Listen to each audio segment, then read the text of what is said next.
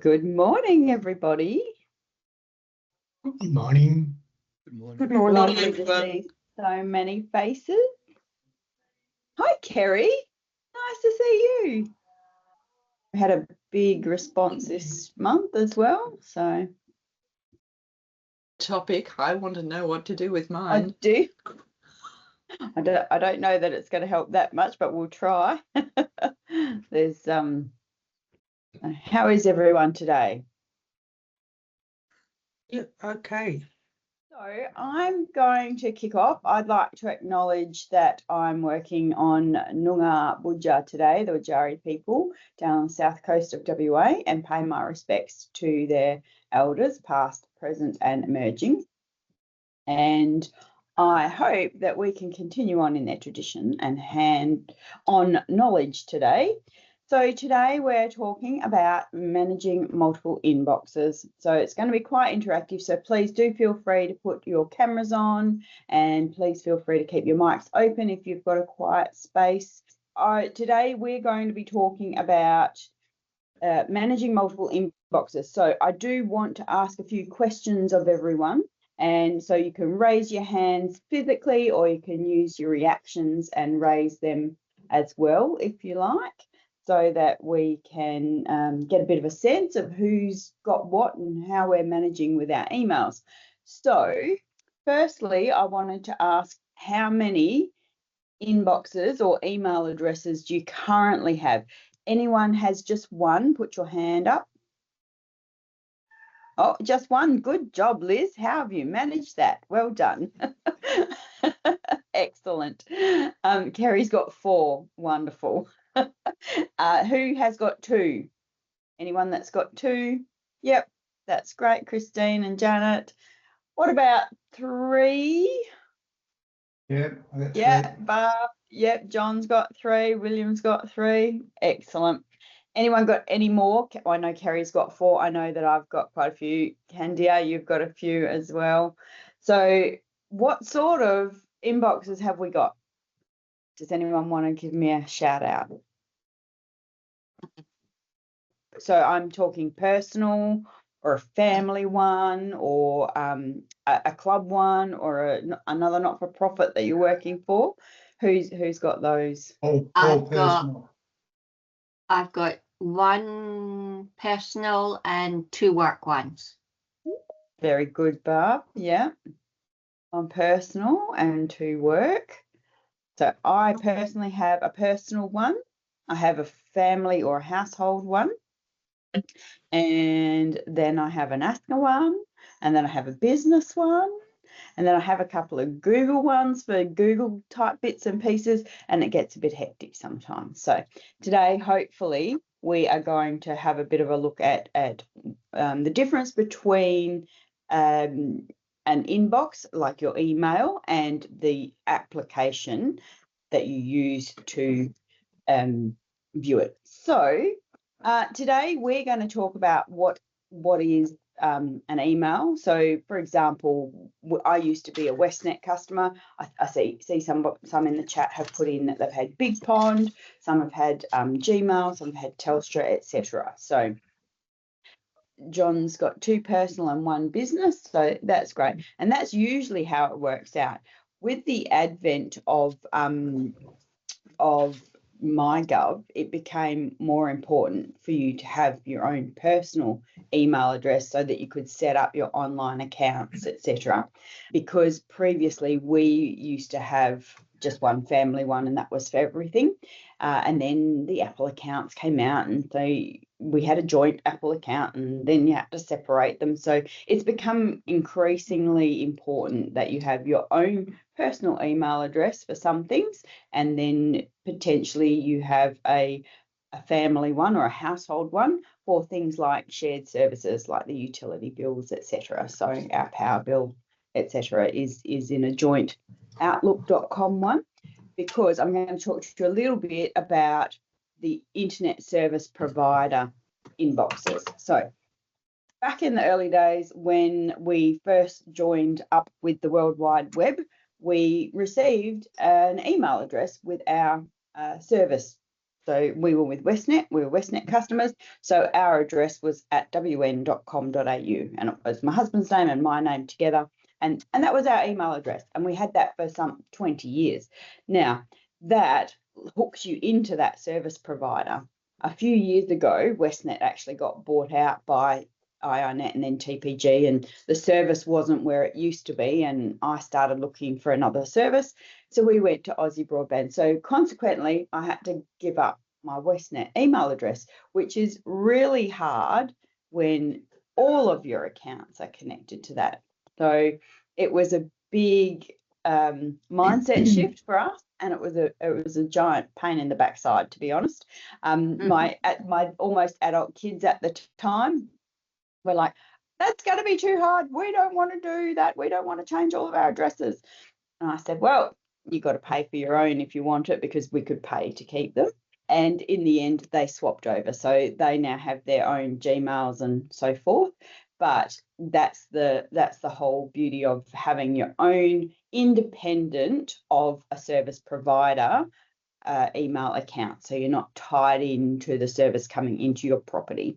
So yeah, does anyone else still have their Big Pond address or their Barb? Yeah. Yeah, I do.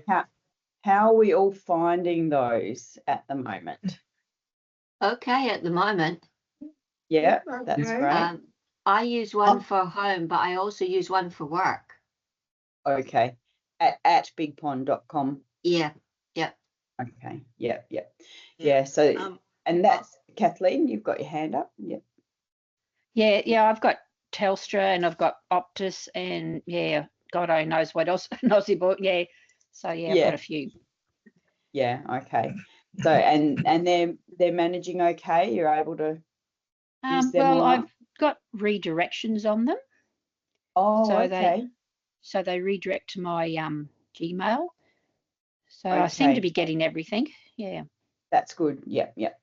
So we'll have I hadn't planned to talk about that, but we can talk about that in the rest of the session. So yeah, I'll touch on what that is and how those work. Sally, you've got your hand up. Good morning. Well, I was just going to say, my experience with students and other people who've got Big Pond is that it's just fraught with problems, syncing problems, the fact that all your emails are stored God knows where, and if you can't access them if you ever leave Telstra. And my advice to all my students is get out of Big Pond as quickly as you can and get onto Gmail.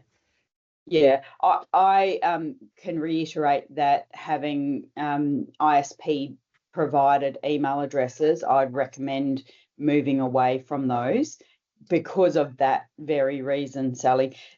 You're tied to that service provider, otherwise you have to pay to have an email address.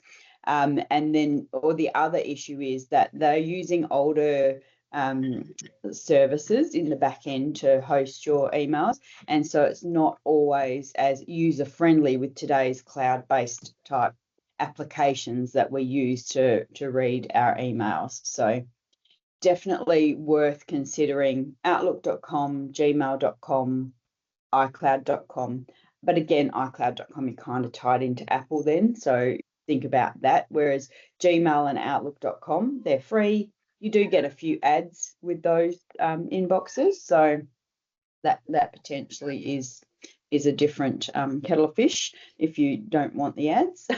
So you have to weigh up all of these things. So yeah, Deborah, because I signed up to so many accounts with Big Pond, it is a long, slow process to convert them all. And I think that's the overwhelm that many of us feel when we think I need to change, but then we're stuck on something like Big Pond or Westnet or iiNet. And it is a very daunting task to actually sit down and go, rightio, what are my important accounts and which ones need to come to my new email? But basically, it's one of those things that we have inherited, we've evolved with various types of email addresses, etc. And so it is a very daunting task to have to change it all over, but it can be done. I have done it. So don't don't fear. And it's actually quite refreshing to be able to purge all of that junk mail that you end up getting when you've had an email address for so many years, because ultimately you've signed up or it's been on lists that might have been leaked or something, and you end up with a whole bunch of things that you don't know that you ever signed up for or anything like that. So yeah, so I think we've if you're managing multiples, it can be a little bit of a challenge when you're in accounts and you don't know where your password or which account you've used to sign into a service, etc. So having some sort of plan moving forward might be useful. My folks were in the Westnet boat and I helped them to move everything over as well. So our family are all on iPhone, so it was just easier to set up an iCloud.com address for their personal one, because that's attached to your device. It's simple, straightforward, and because you've already got an Apple account, you didn't have to put in too much detail, etc., because they already had all of that. So they've each got an email address at iCloud.com, and that's their personal one for each of their individual MyGovs, etc. And then they have a family one that replaced the one that they had from Westnet. So that was the one that is signed up for family correspondence. It's signed up for their utility bills. Anything that's a shared service is on outlook.com, because that was a quite simple one to set up. So now, who uses the same password for all of their things? No, good job, Deborah. Anyone else? So basically, you should not use the same password, but emails are critical that you definitely don't use the same password as anything else. They're one of the ones that need to be super secure, and turn on your multi-factor authentication options, or if you were in last month's forum, turn on the passkey option for it, because those are the most secure way to secure your emails. My mum and dad, like I said, they were on Westnet email addresses, and a couple of years ago they got compromised. The Westnet email platform got compromised because it hadn't been updated. They just sort of let it go by the wayside. Westnet now, you can have your original Westnet address, but you can't set up a new one anymore. And they use a service called the Messaging Company. It costs something like $20 a year or something like that to have your email. I'm not sure if that's the right price, but yeah. So we ended up going separate, but mum's one got compromised because they hadn't changed their password for the 20 years that they'd had the inbox, which was 6 characters, all lowercase, and that is crackable like that. So they got compromised. That then let those people into mum and dad's, into mum's MyGov account, locked her out of her MyGov. So she had all sorts of problems just because her inbox was compromised.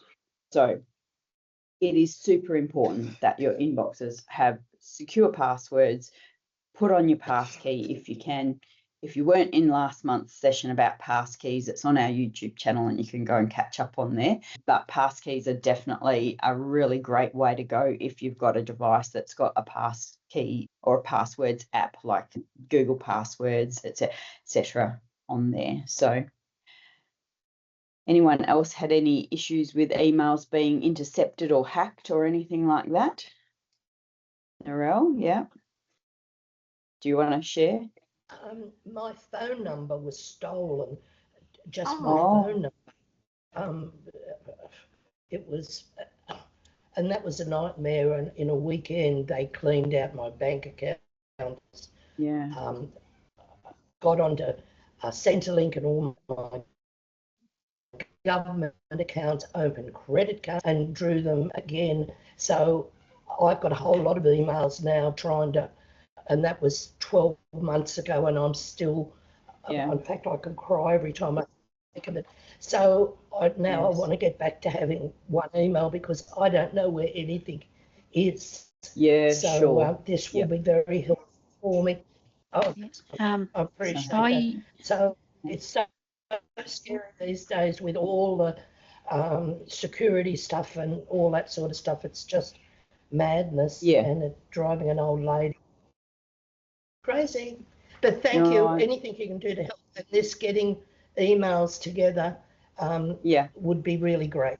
Thank you. excellent. All Have we right, got a thanks. plan, or you said one Yeah, for we'll bills? talk about.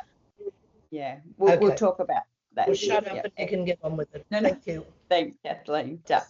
I'm sorry, Narelle. Kathleen, you had your hand up. Yes, Yeah. well, I've got the Norton anti-security suite, and sometimes I get notifications saying that my email has come up on the dark web, and Okay. it doesn't give me a lot of information. It just says that the email was on the dark web, you know. So yeah, maybe I Right. should change my passwords, but yeah, I'm doing that all the time anyway. So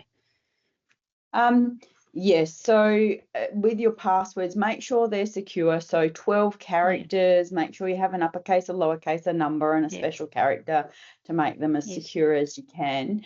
And if you do have your multi-factor turned on, then you're pretty right with that. But again, phone numbers, you know, making, like Narelle makes a good point, making sure that your contact details are up to date on your accounts. So making sure that you have the correct phone number in there, that you have potentially got a backup email address that you can use to get back into your other one if something happens and you don't have access to your phone number or your multi-factor options. So yeah. Yes.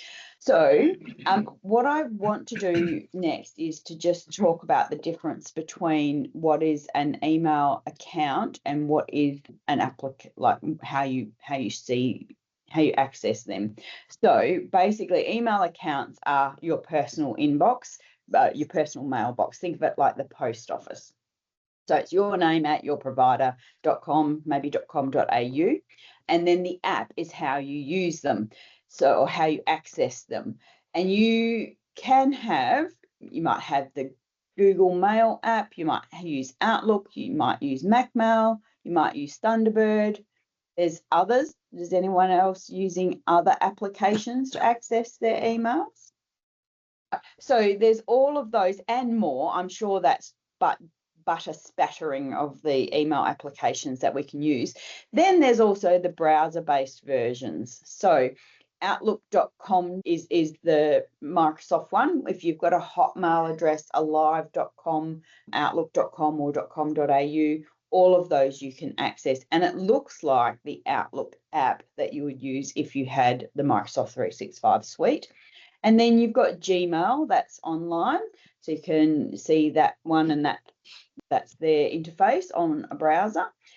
Yahoo have their own. There's a whole bunch of them that have browser-based versions. You can access your Big Pond through the browser. Go to bigpond.com, type in your username and password. The benefits of using the application is that you're not having to enter your password every time. And if you're on your own computer, you could probably save your password on your browser for your inboxes, for your browser-based access, but it's a lot more convenient sometimes for the inbox to use the application, because then you don't necessarily have to go to the website each time and make sure that you're signing in, etc. So, Heather, sorry.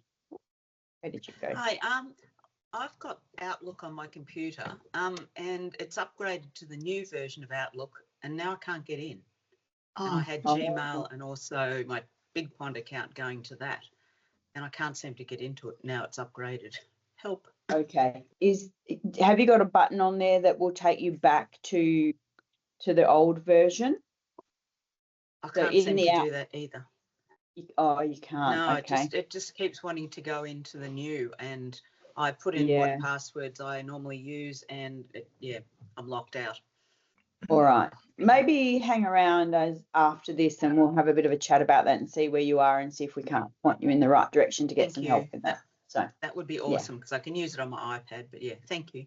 Yeah. Okay. No problems. Yeah. So, anyone else using browser-based all of the time? No. Most of the time. Yeah, okay. And why do you prefer that? Yeah. Well, I suppose I use my computer a lot, and well, it's really a mixture between the I've got a MacBook and iPhone, so I alternate between them both. So on the computer I use the browser, on the phone I use the app. Yeah. Okay. Yep. And sometimes that's a good way to keep work stuff, personal stuff, and like community group stuff separate. So you can put multiple inboxes. One of the benefits of using the apps is that you can sign into multiple inboxes in one view. So we'll get onto the view in the apps. So in my Mac Mail app, you can see that I've got all inboxes there. So I'm in the Mac environment, so this is my preferred application.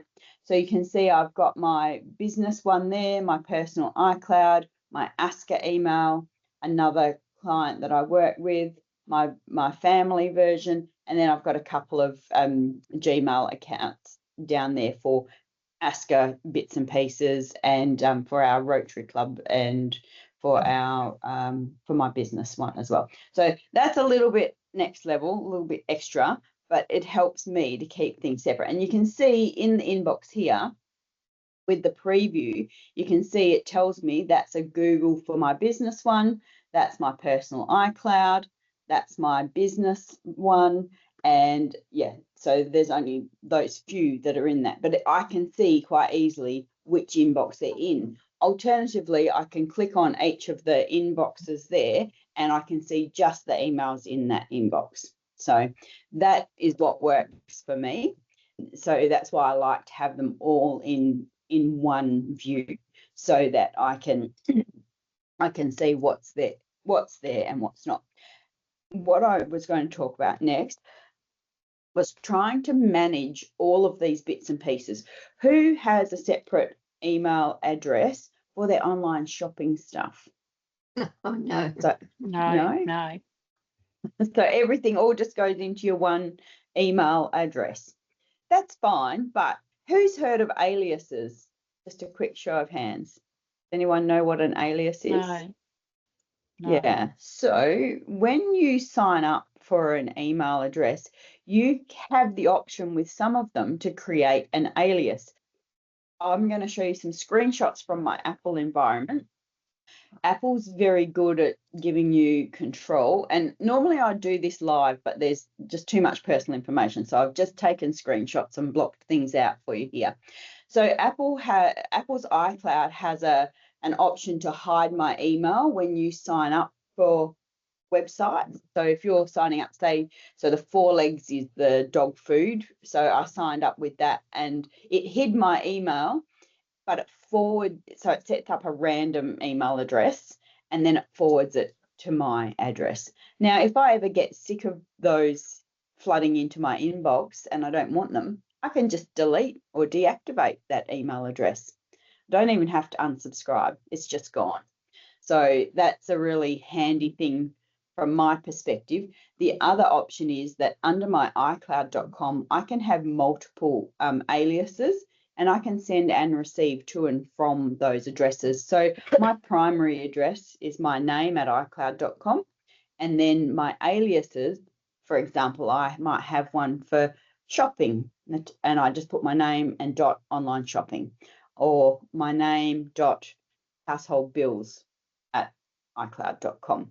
So those all come into that same inbox, into my iCloud.com inbox that we looked at in this previous screen. So this one. So everything for all of those aliases come into this iCloud inbox here. So then I can set up rules in there that says anything that gets sent to Natika Online Shopping, bang, that goes into that folder. And I know that all of my shopping is in that folder then. So if I'm looking for something that I've bought online and I don't want to scroll through the 6 different inboxes that I've got there, then I just go to that folder and it should be in there, and it makes it a little bit easier for me to manage and find. You can see the screenshot in the middle there, the hide my email. That's one that I was going to set up to show you what I'm talking about. So it just makes it up with a bunch of random characters and words. It means nothing really. And then that becomes the mask for your actual inbox. So there's two different things there, hiding your email address and just having an alias to help with filtering. So anyone got any questions on those? Does it happen with Google accounts or just Yes, so Google, iMail things, iCloud things? Google works a little bit differently. Let me talk about the Outlook.com one first, and then we'll talk about the Google, because they each have an option to have aliases. So this is our Outlook.com. This is my family household email address, and it's my husband's name and my name at Outlook.com. And that's for family communication. It's for our power bill, our water bill, so that if I can't action it, he's got access, etc. So we have set up an alias on that for a rental property that we have. So I've just called it something that makes sense to me, and that's what goes out to the tenant and they can communicate. And we've set up the folder in there so that the stuff comes in and out of there. Now, my challenge with that, I'm on Mac Mail, so I can't send from the alias in Mac Mail, but I can log into the browser-based version of Outlook and I can send from that there. And you can see I can choose to make that a primary address if I wanted to, which means that's what I sign into my Outlook.com address with, that email address. But I'd keep our original family one for that. So, and again, I've got my phone number in there and I've got access to my sign-in preferences, etc. So does that make sense? Does anyone have any questions on using an alias in Outlook.com or Hotmail or anything like that?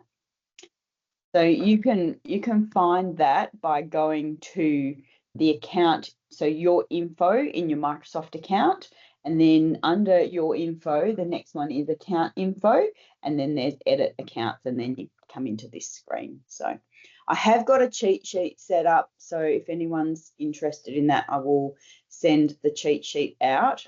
Predominantly it's aimed at people who are supporting others, but if there's a need for it, I can do a little instruction on how to do these and send those out, but that might not be there till Friday for anyone. So yeah, if anyone has any questions before I go into the Google one, because Google makes life a bit easier. Oh, good. So Gmail makes it really, really easy to create an alias. So for example, you might have your name at gmail.com. If you're really lucky and you got in early and you could have your name at gmail.com. To create an alias, you just use the plus sign. So you can see here, the example is name plus online shopping at gmail.com. That then receives anything that comes to name plus online shopping at gmail.com comes into your Google inbox. Now, with that, you could set up filters and folders. I think Gmail, I'm not super familiar with the Google Mail interface, but you can set up tags or folders so that you can find those. Deborah, you might be able to speak to how Google sorts their inbox. Do you use Gmail? I do use Gmail. Yeah. I haven't had much practice at setting up rules and folders, but I can certainly tag emails. Yeah. So I'm sure that there would be a way of doing that. Let me just pop back. So in here, see how each of these have a drop down arrow next to them? That means that I can expand that out so that I can see the folders that I have in there. And so that's where you can set up rules in the back end of your I prefer to go online and set up the rules so that you can make sure that they go across the platforms better. Anyone got any questions on aliases? I know that it's a bit there, so if anyone has any questions, please feel free to jump in and ask away. Okay. So does the plus in Gmail create a new label? Oh, okay, creates a new label. Thanks, Kerry. Yep. So that's how it helps to file that or to be findable in Google. So yeah. That's very cool. I didn't know that, Natika. I can't wait to go playing. Yeah. Yes, that was so if you're running a club, for example, and somebody needs to sign into something and they don't want to use their own email address, you could use your club's Gmail address plus their name. And that, so for example, that's how we set people up on the Be Connected resources back in the day. If someone came in and they didn't have their email address and they needed it to sign into the topic library, etc., that was how we did that with the plus and their name at the end. So yeah. All right, now I'm just going to give you some what they call life hacks.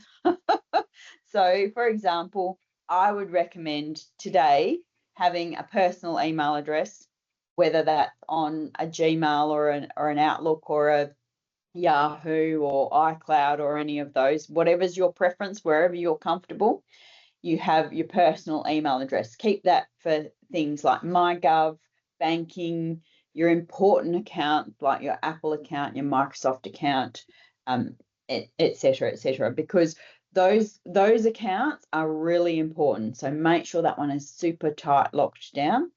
Then you might have a household one, and that could be the one that helps you get back into your personal account. So you often, when you're setting up, they want a secondary email address so that if you get locked out, they can send that. Now, I would recommend against using a work-based email address for those sorts of things, because if you're no longer working or you're not there, I've got some people who've set up their Apple accounts with work email addresses and then they leave that job, so they have to change that. So it makes it a little bit of a challenge. The household one's great for your utilities, things that require both partners in the household to have access. And I've just kept ours because that's how we always had our email address for everything. Because I certainly don't want the fishing shop login in my inbox that my husband has. So he's got his own. Yeah, so we've each got our own, and that's helpful now because we've got our own MyGov accounts, our own Apple accounts, etc., etc. So, and then maybe do keep a third one just for your online shopping, or if you're in a Google one, just use the plus to do your online shopping. However, you do need to have something to recover, like have that backup address somewhere, whether it's a phone number or an email address. Make sure that you have got one of those. So that might be one that you have for just for your shopping, a separate account altogether, or your tickets, your social media accounts, etc., etc. But again, it's important to make sure that they are locked down tight so that you can make sure that people can't get in and get into your other address. So any questions on those little life hacks or any suggestions? No. Right. Now I'm going to talk about reducing the clutter. And in this space, it is do as I say, not as I do. Because my inboxes, they give me anxiety some days. There's so much stuff that comes into them for sure. So just remember that there are things out there, and it's great rainy day options for you to sit and do all of these little bits and pieces. So create folders. If you can create folders in your inbox, create folders. Definitely use the browser-based access to do that. If you are using Google, potentially you just need to make the tags, and that helps to filter those. Delete the stuff that you don't need, stuff that's coming in that's junk mail. Make sure that you delete that straight away. Who uses the search function on their inboxes, or do you scroll and scroll and scroll to find things? Yep. So you're using search, Barb and Deborah and John? Yeah. Great. That's the easiest way. And it's better if you do delete stuff that you don't need anymore. So it helps to make that search function a little bit more efficient for you too. Because predominantly these days, everything's online. It's not. So I'm going to go back to the original email concept when we had pop mail, so point of presence. So I like to explain that as your computer, which it was usually a desktop back in the day, your Outlook app predominantly back in the day would toddle off to the post office, grab a copy of your email and bring it back and put it on your desk, which is your computer, right? And it would stay there. So if something happened to your computer, you didn't have any backup anywhere. It was all on your computer. Nowadays, what happens is we're using cloud-based email services predominantly. And so what happens is your computer will toddle off back to the post office. It'll go and have a look, and it will put a link from the cloud-based version, which is the email server provider, and have it on your computer. So you might have a vision of it on your computer, but you don't technically always just have it on your computer. So if something happens to the cloud-based version, that's what happens on your desktop or your iPad or etc. So if it's deleted in the cloud, it's deleted everywhere. So think of that as your master copy up there. Yeah, it's super important to make sure you know where things are and what they are, how they're set up. And that's why I like to go to the browser-based version, because that is the live cloud version of everything. So if you want to set up folders, set them up in the browser option, and then that should replicate through into your email client. So whether you're using Outlook or you're using Macmail or Firefox, Firefox's Thunderbird, or the Google Mail app. So that makes sense. Yeah, you can sign into a Google address using the Outlook app. You can sign into a Microsoft-based email address using the Gmail app. They do make it a little bit harder because they don't really want to hold hands and play nicely, but you can do it. You can have different types of ones there. Yeah. Any questions on those? Right.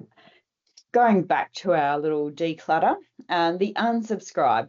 Now, I will give a warning on this. Only unsubscribe from things that you know that you have subscribed to. Do not use the unsubscribe button on links from emails that just appear in your inbox. You think, oh, did I sign up to that or not? If you can't remember signing up to that, don't use the unsubscribe, because that's just a flag to tell the spammer that yours is a live address. So maybe put a rule on there that it goes straight to junk, or flag it as junk in your mail client or your app, sorry, so that it will go straight to the junk mail. I make a regular habit, pretty much once a day at least, I check my junk mail, because sometimes the Microsoft Exchange hosting can be quite ruthless and things end up in there that aren't supposed to end up in there, but they also get a whole heap of stuff that is supposed to be in there. So that just gets deleted straight away. And of course, emails, I think Narelle already mentioned that she had some challenges with a phone number being spoofed, is what that's called, and that caused all sorts of problems. So stay scam aware all of the time. Every single thing that comes into your inbox, put that lens over it. Is it legit? Does it sound too good to be true? Is this from somebody I know? Am I expecting this? And if not, find somebody that you can talk to and bounce it off, whether it's family and friends or your ASCCA club. Feel free to flick an email to the beconnected@ascca.org.au address anytime you get something that's a bit weird. I'm more than happy to have a chat anytime about that sort of stuff. So talking to friends and family about what looks a bit sus and what looks a bit dodgy is always a good step. Is there a site to check your passwords? Now, that's a big question, Liz. I'm not sure what you mean by check your passwords. Is that you want to check if your passwords are safe? Do you want to pop on screen and chat? There is a Yeah. site where you can check to see if your password is strong enough. Yes, that's what I was Yeah. trying to say. Or to see if it's strong enough. Okay. Yeah, or if it has been compromised. So if you're using a password manager like Google Passwords or Apple Passwords Manager, quite often they will tell you when something's appeared in a breach or there's been an issue with passwords being leaked, etc. So, and then also someone mentioned they had Norton's. Norton's also has one of those options. They have a password manager as well, and that will give you advice. I have got 1,000 passwords in my passwords app on my phone, and it tells me that lots of them have had breaches, and a lot of them are old ones that I don't use anymore. So that's neither here nor there. I need to go through and delete those passwords out of my passwords app. But it's a great alert for us to say, oh, that particular account. So usually it's an account has been. So for example, Sony had a big breach a few years back. So under the federal Australian laws, etc., those companies have to let every one of their clients know that they've had a breach. Any organisation that turns over more than 3 million, I think it is, must advise clients if they've had a data breach. Smaller ones, it's good practice to let you know. So Deborah's just put in there, have I been pawned? That's a great website to go to, and that will, you can pop your email address in there and it will tell you if it's appeared in anything, like on the dark web, etc. So, yeah, Sally, you've got your hand up. Yeah, well, just a question. You know, I get lots of reused passwords being breached because I used to use the same old password for everything as in the old days as we did. So my question is that so long as I am not using that password for anything important now, I don't probably need to worry about the ones I have used it for on sites that I no longer use, and I can just delete them from my password manager. Would that be right? Yeah. If you're not using that password for important things, but I would also just on that, if you're using that password or that if that account has any personal information in there, date of birth, address, credit card details, etc., I would make sure that they are locked down. I would advise against leaving credit card details in online accounts anyway. Most reputable online providers now give you the option to Apple Pay, PayPal, Google Pay, etc.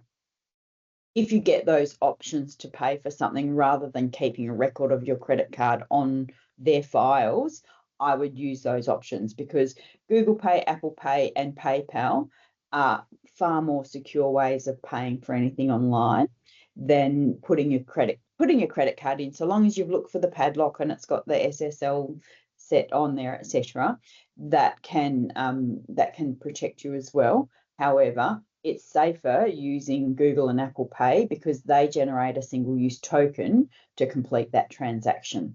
So your details aren't being transmitted across the internet that potentially can be intercepted. And PayPal's similar in that they do that transaction, and PayPal have got lots of protections. So those are your top three options: Google, Apple, or PayPal options first. Credit card as a last resort, and definitely don't keep your credit card details on file for accounts that you don't need to.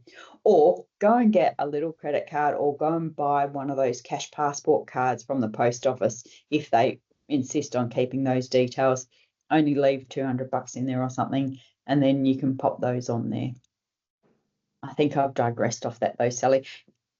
Saying that, if you have got accounts, just make sure there's no personal details in there if you're going to just delete them and ignore them. So yeah, but yeah, passwords, passkeys, all of those things are super important to make sure that you've got them all on track. So Deborah's put some more resources up there, several websites checking the strength of your password. Bitwarden has one.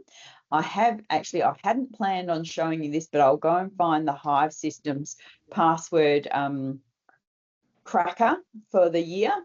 So they put one out each year. I think I've got last year's version of that, and it tells you how quick it is. So pop this one up before I show you the last slide. So this is how long it takes to crack your password using an algorithm these days. This is last year's, okay? So you can see on the left-hand side the number of characters, and if there's numbers only or lowercase letters only, then if you've got a mix of uppercase and lowercase, then you've got numbers, uppercase, lowercase, and then the final column. Even if you've got a number, an uppercase, a lowercase, and a symbol, and only 4 characters, that's instantly crackable. But even if you go up to 6, it only takes an algorithm 2 weeks to crack that. So you're aiming to be in the green if you can for your passwords. I would go to 12 characters. 13 is better, obviously. The more the better. But you do need to be able to remember them sometimes, unless you're using a password manager. So, but that's a whole other conversation about passwords. So I do have a lot of resources that are openly available to anyone through the Be Connected website. So if you wanted to try and scan that QR code, you can, and then I'll show you the live site. I can also send out the link in the chat panel for that if anyone's interested. Actually, I will put that in there as well. But Yes, the Be please. Connected resources are all online, and they are available for anyone to use. So I'm in the topic library for Be Connected, and I've just typed in email, and you can see here we've got the topic, and then there's a bunch of courses. So if you're wanting to know what is email, so an intro level, how to avoid common email scams, there's a full article in there about how to spot a fake.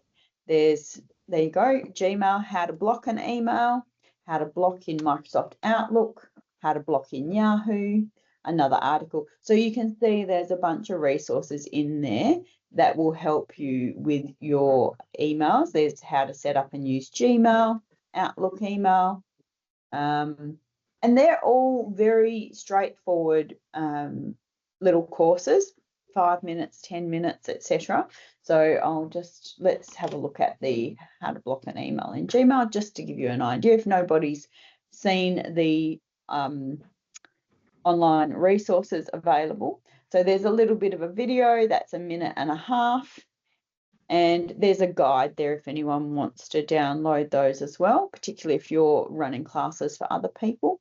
And so then the topic, identifying and avoiding scams, avoiding common scams. There's a bit to get to. So then you've got 8 little tips in here. So, and you can see impersonation scams, unexpected money scam, money for nothing scam, etc. So these resources are freely available for anyone to use. So I will put the link for the topic library in the chat panel for anyone who is interested, and then you can search. It's not just emails in there, there's all sorts in there. Let me go and find that chat panel. Where did that go? The topic library for Be Connected, and it's great. There's lots and lots of stuff in there. Any questions? Any comments or observations? I've got 2 tips to share. One is I use flagging emails in my inbox for upcoming video conferences where I need to be able to easily find the link to click on. Because if I'm searching through my emails, I find that hard. But if I flag them, I can just filter on flagged emails. Yeah. And it's really easy. The other tip is I use Evernote, and anything that's really, really important I want to save, I can forward directly from my email to my Evernote email address, and it turns up in my email database. Oh, excellent. So any articles I've read that I really want to save, all goes into Evernote. And then every year I delete a year's worth of old emails. Yeah, that's I a great just tip. ruthlessly filter and say anything that's older and such a date, delete. Yeah, yeah.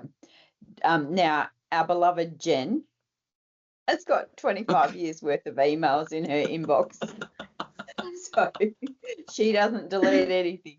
So, but then also the challenge with that is when it's all online, it takes a lot longer to load each time that she turns her computer on, and it takes longer to find stuff.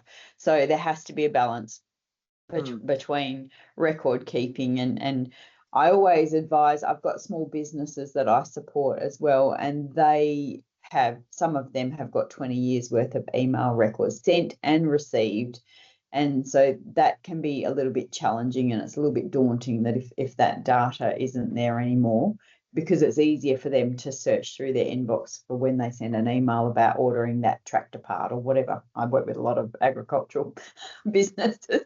So, yeah, so it is, there's a bit of a balance between practicalities, and you shouldn't use your inbox as a filing cabinet. There should, and Evernote sounds like a great way to do that. So yeah, very good. I have a tip about that too, because in Gmail, well, in Outlook, you can only select a page of emails at a time to delete. I had a client, a student who had 20,000 emails and wanted to clean up her email box, a bit like Jen. And you can filter the emails by date and select all of the emails at once, and then just say delete, and they all delete. You don't have to do a page at a time. That's handy to know. Yeah. Excellent. Very good. Does anyone else have any other questions about emails? No? Very good. Well, very good. Next month we have got Detective Sergeant Conor McCashin, who's coming along to talk to us about impersonation scams. So that'll be a great session. You won't have to listen to me for the whole time. So it'll be nice to have a different voice on.